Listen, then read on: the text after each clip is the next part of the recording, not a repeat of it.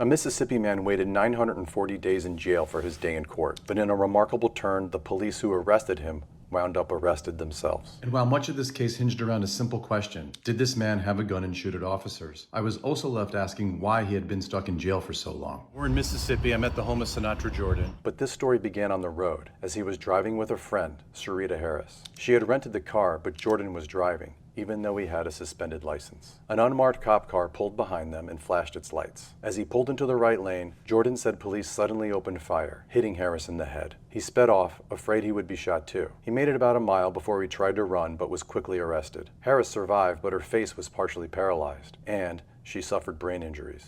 She only remembered Jordan telling her police lights were flashing behind them. Now, the two officers gave a very different version of how this played out. They told MBI investigators examining the police shooting that they pulled over the car for running a red light, and the vehicle then took off. As they chased the car on the interstate, they said, I heard what appeared to be a gunshot and a muzzle flash, and noticed that the back window shattered. So I immediately leaned over. Officer Walker turned the vehicle, and I immediately returned fire. They say they fired at the car again after the car left the highway, and shortly after that, testified that they saw objects being thrown from the car. Jeffrey Walker, one of the two officers, later testified a neighborhood witness said it was guns and drugs. Jordan had given muddled or inconsistent recollections to investigators on whether he'd thrown anything, while the only non-police witness interviewed by MBI had told an investigator that he did not see a gun, according to the case file. When Jordan got out of the car and ran, one of the officers fired for the third time, later telling investigators he thought a black object in Jordan's hand was a gun. It turned out to be a cell phone. I ain't gonna lie. Some of y'all states I'm afraid to go to, bro. Let's just keep it real. Let's be honest. Let's be honest.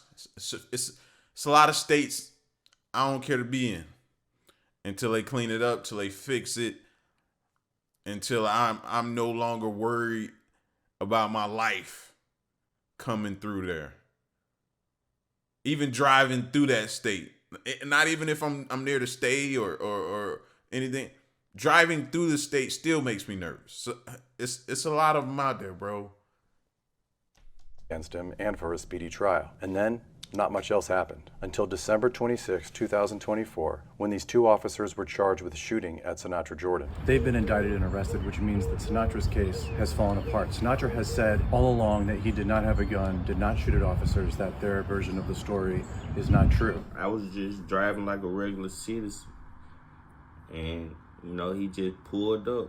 God was in the car with me, but I was at the light with the devil.